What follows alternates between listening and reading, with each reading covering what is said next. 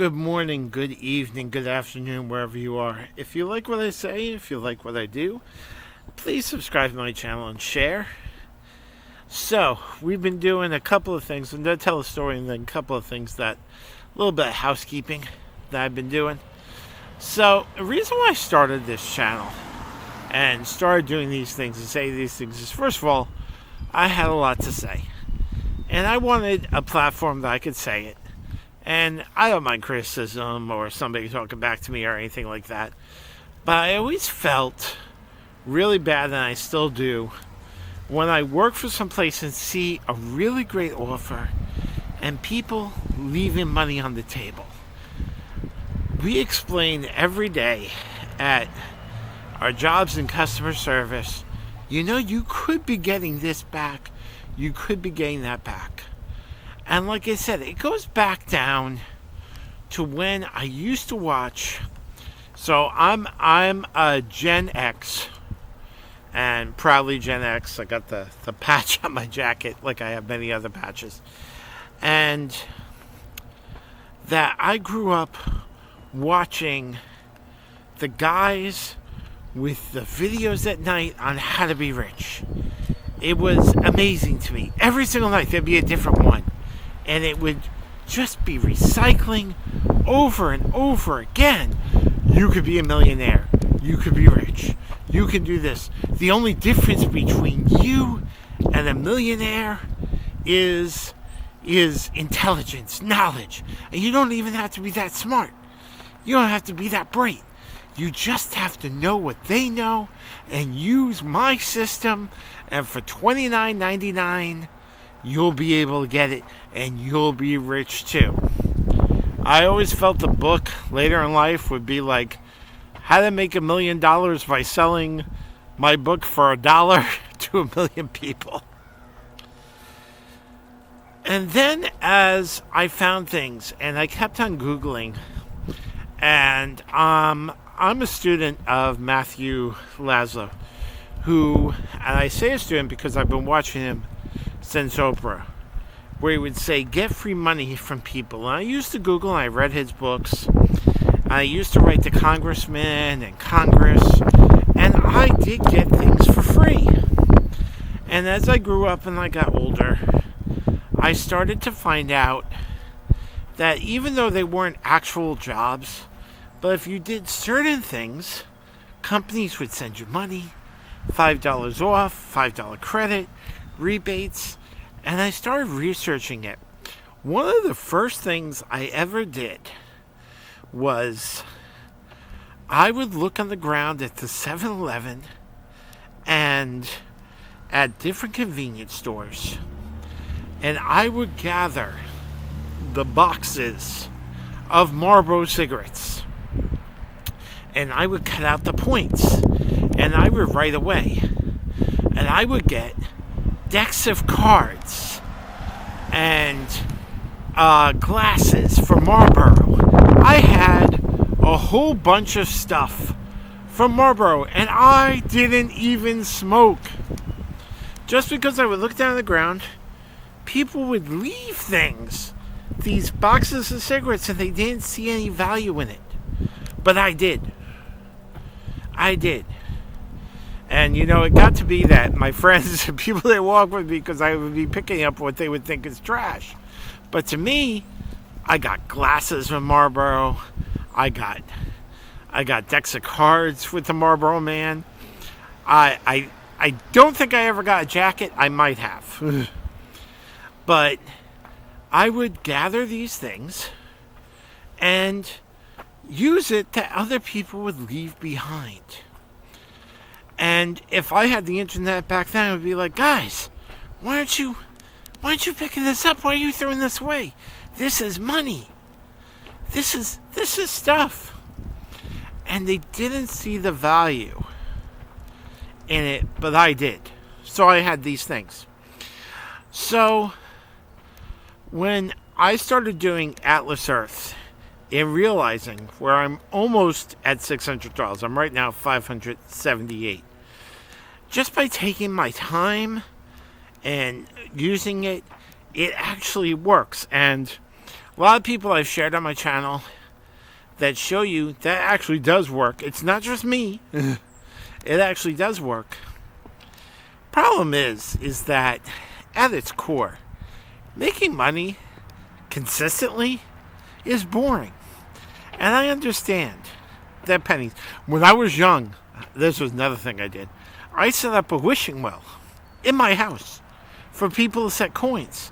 So if my parents had a party or a friend over, I'd actually have a wishing well that I gathered pennies from other people that I would gather. I had that for a long time. And I actually gathered $50 in pennies from people. People would be like, what's that? Though that's my son's wishing well. You want to put in a penny, you got loose change, make a wish. I did it for years. Coins, change, things like that. So at a young age, I realized that small things can roll into big things.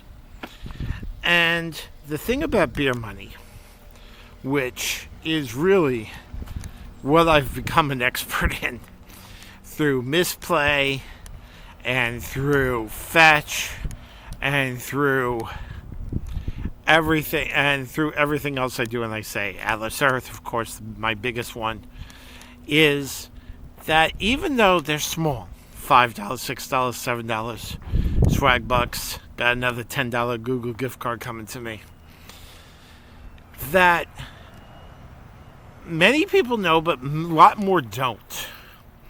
And I try to share it, and I try to talk about it, and I want to make sure. The second reason, so I worked at the bank. First of all, I've had over 40 jobs. Everybody knows I got a lot of experience. I try to use the experience in every job I have. I've learned a lot. I failed a lot. I say the reason my children are so successful and that my wife is so successful is they come to me because I failed at everything, so I know it doesn't work. But I've learned. And that's always my big thing. I was sitting one day in a customer service job at a bank, and a person called up and she said, why was I overdrafted? And I looked at her account. True story. All my stories are true. And I said, well, you started the morning with $50 in your bank account. And you spent $20 at McDonald's. You spent $20 at Burger King. And you spent $20 at Arby's. That's $60. And she's like, yeah, but why am I overdrawn? I go, okay, let me take this one step. So a lot of times credit card processors, they're so quick that they don't actually take the money right away because their interest isn't fast. They feel they'll get paid eventually. So it's not always automatic. Sometimes it takes a minute, sometimes it takes a couple hours. Sometimes it's 5 seconds. It depends on the processor. So when you went to McDonald's, they saw 50 and they gave you 20. When you went to Burger King, they probably still saw 50. Or they sold 40. And they gave you 20.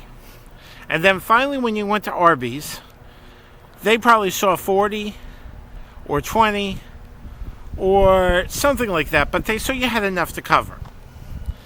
So they gave you another 20. 20 is 60. You only had 50. Now, the bank card is trusting you know you only have 50 and that you're aware of what you're spending. So when you went negative 10, we dinged you $35 because we don't want you to do that. The only punishment we can extend is an additional charge so that you take care and time not to do that. That's the whole point for the fee. That's why we assess a fee. And that's why. But why did I get an overdraft fee? Because you spent 60 and you only have 50, that's negative 10. We charge you another 35 because we don't want you to do that. The fact that I was having this conversation with a woman, that maybe she thought she had 60 in the account, maybe she thought she had 70, I don't know. I don't know what's in her head. But the fact that she didn't understand the concept showed me that people are very undereducated in finance. They're very undereducated in taking care of their money. They don't understand it. They don't have a concept of it. So when I wrote the book Coffee and Cash, which is an allegory about finance, and I shoved as simplistic as I could about finance, writing a budget, and everything like that through the story of an older man wanting to head into his insurance business to a younger man, and how you start a business, and the building of the business, and about loans. And I shoved everything interwoven into that story I could, as simplistic as possible, because I felt people really don't understand the concept of finance, even at the basic level. And I wanted it to be interesting, and I wanted it to be fun. And then when I did the other one, Hidden Treasure, which is a not suitable for work book, a lot of inappropriate things in the book, very big risk for me to write. Even my wife said, "Wow, you really went all out." I did. I even put more in finance in that book too, explaining things to try and make it interesting and engaging. Because I feel people need help. They need to understand, and they don't. And as a customer service person, as a retail person, as a person that wants to help, I want to make sure that I spread my knowledge and save my knowledge. Because like I said, my children and my wife come to me for advice because I've been there. I failed. I failed a lot. And that's where I got my education from. That's where I learned what to do. I also Googled a lot in my spare time. And I also tried many things. So like I said, I know Mistplay works. I know Watching Real Player works. I know Atlas Earth works. And I want to make sure I know Fetch works. I know Swagbucks works. I want to make sure I get it out there that these things work. I don't want anybody leaving money on the table. I don't want anybody to struggle. I want to help. I want to be a positive attitude. I want to be a positive influence. I am a positive influence. I am trying to help you. Take the money. Don't leave it on the table. Understand where you're going. Check your bank account. If not every day, every couple of days. See where you're going. Set financial goals. Money without... I wrote that very big in Hidden Treasure. That money without an objective gets lost very easily. Set your goals. Set what you want. Write it down. Writing down a problem is 50% solved. Writing down a goal is 50% achieved. You can do this. Beer money can grow into dinner money. Dinner money can grow into rent money. It all leads into one another. Like my videos, please write down. Please like, share, tell your guys about me, tell your girls about me. Download Atlas Earth and use my code. Get the bonuses. Do Mistplay first and get those goals and bonuses from there. Also, make sure to get Fetch and Swagbucks and Ibotta. I'll put the links in my description. Get the money. Start building your financial future. You can do this. You can create wealth out of nothing. It can be done. I've done it. Keep building and dreaming and going. Be blessed. Have a great day.